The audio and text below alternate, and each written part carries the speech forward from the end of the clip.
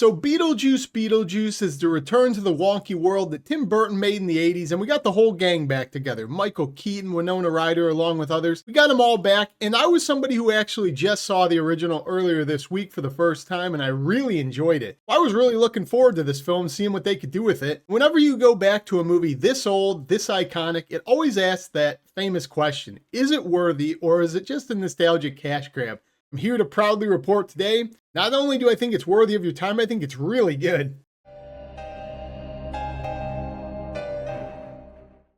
So right off the bat, how much you enjoy this film is probably going to depend on a couple of things. First off, how much you like the original, because whether you loved or hated that film, this film really is just more of the same. Just bigger, expanded upon, more over the top, even goofier. So if you love the first film, you're probably going to love this film. If you didn't like the first film, no reason to believe you'd like this one either. The second thing being, how important is plot to you? Because in the first film, we had a pretty standardized plot. You had these ghosts trying to evict the living. Everybody can follow that. It makes perfect sense, linear, front to end. This film plays a lot more like Deadpool and Wolverine that came out earlier this year, how that was pretty divisive amongst fans. It's more of an on-running gag reel of jokes between these characters, all the things that make Beetlejuice's world quirky. So if you're really into that element, again, you'll probably love this film. If you're looking for more of a plot and you're not really looking for just endless jokes and things related to the characters, might not be for you. As I just mentioned, in the original, you follow this couple of ghosts trying to evict the living with the help of this guy named Beetlejuice. That's the plot. In this one, I would be lying if I said I fully understood the plot for the first half. I really didn't know where we were going. I was kind of not feeling it, to be honest. I thought we were getting into nostalgia cash grab bait territory because it felt like we were hanging out with these characters. They were just telling jokes. I didn't understand it. If you're seeing this, you're starting to feel a little bit jaded. You're feeling disjointed with the story.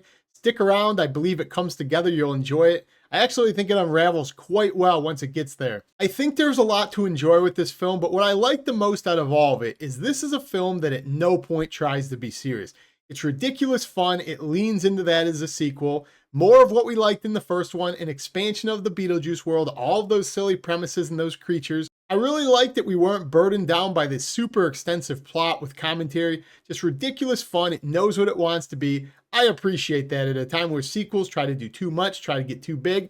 This is a grounded sequel in that it's doing exactly what it probably believes the fans want. I can honestly say I enjoyed all of the characters and acting in this film, so I won't talk about it too much, but obviously Michael Keaton as Beetlejuice, really good. Winona Ryder's back as Lydia, grown up. She has a daughter in this, played by Jenna Ortega, who seemingly plays an angsty gothic teen and everything now, good as usual. Well, I won't talk too much about them. I think they're good. We expect it. But honestly, my favorite character of this movie, when it just comes to his silly cameo, was played by Willem Dafoe when he's playing this method acting cop. I thought his little gag reels of the humor they're going for were really funny. So he was probably my favorite character of all of the things. That goes to highlight how many characters I thought were really good in this. There's 5 or 10 really good, really funny characters. I already said this movie is more of the same, and I really think that's the case with just about all of this film's elements, from the comedy style, the artwork, the wardrobe, the music. So if you like the first, more of it in this. But sticking with the art style, this sequel is 40 years or so past the original. Whenever you have that happen, you really run the risk of kind of separating your franchise because technological advancement. I really like the dedicated choice to keeping the art style the same, that cartoony, cheesy style. Because the sandworm in this, some of the other elements you see in the first film that are back in this, they look just as cheesy, just as stop motion-y as the first one. I like that. I think that's a really smart choice to keep these worlds feeling connected and grounded.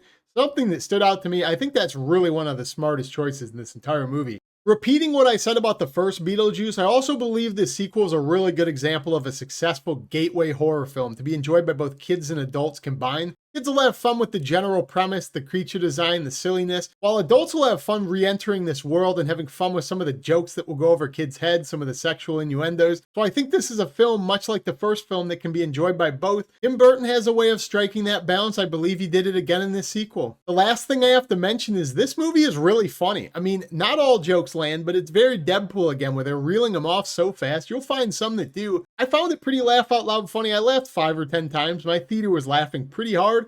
So this is a movie I think you can have a good time with, have some laughs with. I think it was pretty successful on that front. The only minor negative I have to this film I already mentioned earlier, and that's that the plot is a little bit sparse. I think the first 20-30 minutes of this are a little bit slow, a little bit disjointed. You don't really know where it's going. But I also was won over by the plot when it does start to connect. It starts revealing itself in the second half. I think if people can hang around and get to that point and start having fun in the second half, they'll really have a good time with this film. So no going into it, stick with it. The first half might be a little bit slow, but when it picks up, I think you'll have a good time. So overall, guys, just like the original, I had a blast with this film. I thought it was well acted, very funny. Love these characters. I love this world. If you like the original, I can all but guarantee you'll have a good time with this one. I cannot wait to buy this film on Blu-ray. So have you guys seen Beetlejuice yet? If you have, comment down below or let me know what your favorite Tim Burton film or sequel is. If you haven't already, feel free to subscribe. I'd love to have you, but that's all I got in this video. Peace.